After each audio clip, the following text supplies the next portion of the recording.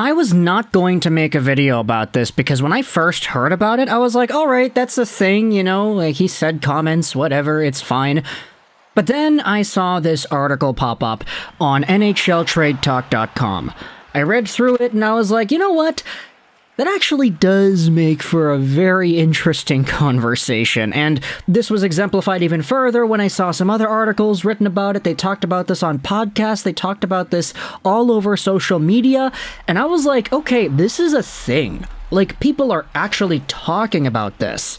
And because it's right there in the open, I was like, alright, we gotta make a video about it. Let's go out there and react to an article on NHLTradeTalk.com going over Toronto Maple Leafs forward Mitch Marner, and whether or not he values a big payday over the Stanley Cup.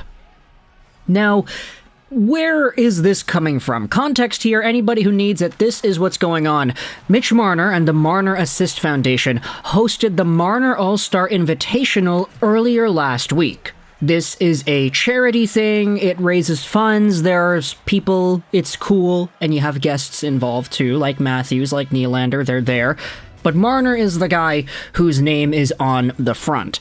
And at this event the other day, you had yourself some interviewers going out there and asking Marner some questions.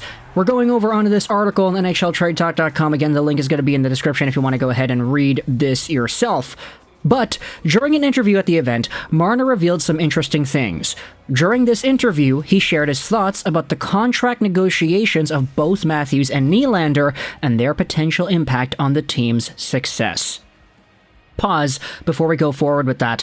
Matthews and Nylander, at the time of recording this audio, they do not have contracts. They might sign a contract by the time this video's audio is finished recording and the time the video goes up. Who really knows if there's going to be a deal done? But based off of the information at hand at the moment I am speaking into this microphone, we don't have any contracts. This is what Marner ended up saying.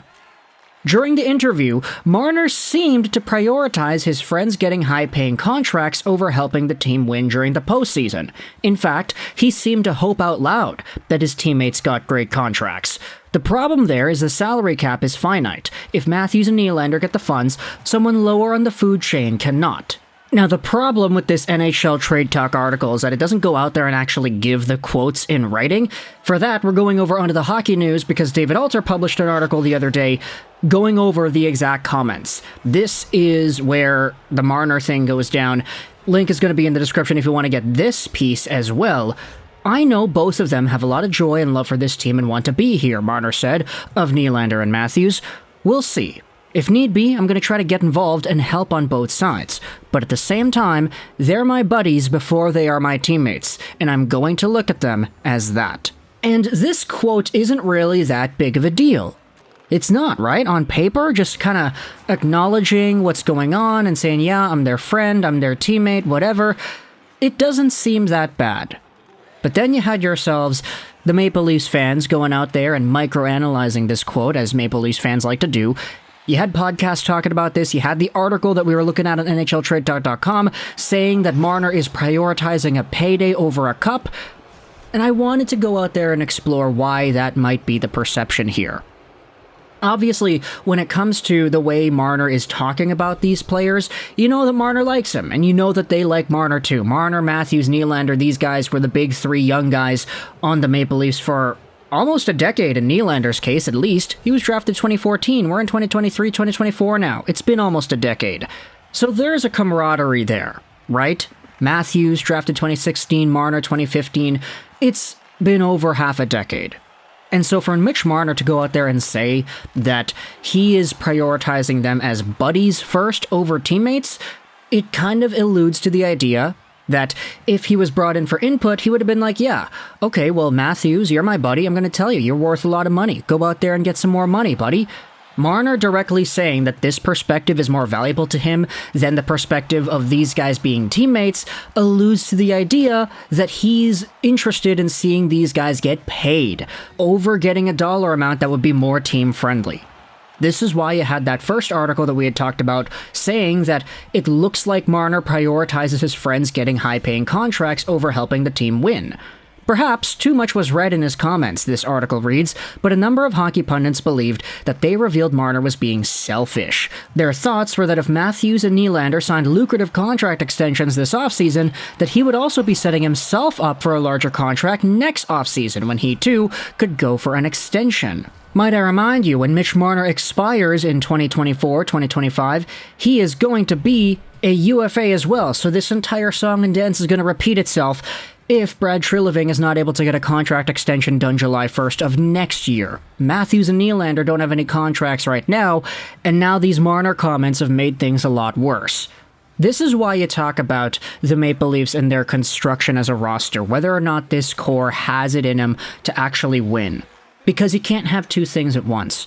It's difficult to believe that the Toronto Maple Leafs can carry on with this idea that they have to be a full, deep team of guys throughout the entire lineup doing their thing, and then pay a bunch of guys at the very top all the money. If you're going to say, all right, well, it's the core's problem. It's the core that needs to deal with the results, that needs to deal with the playoff wins, that needs to deal with the points in the postseason, etc., then okay. If that's your perspective, then go ahead and pay all the money you can to the core players. But if you're Mitch Marner and you're going out there saying, yeah, team effort, we all need to be better, we need to do this, we need to do that, it's not just me, Matthews, Tavares, and Nylander, it's everybody else, then you can't have your cake and eat it too. You can't go out there and say that you would prioritize your friends getting the most money possible over team-friendly deals if your perspective on the team is that it's not only your guys' responsibility at the top to pull your weight. Because, spoiler alert, a lot of y'all guys didn't, especially in that second round series against the Florida Panthers. Nylander did, Matthews, Marner, Tavares, they did not.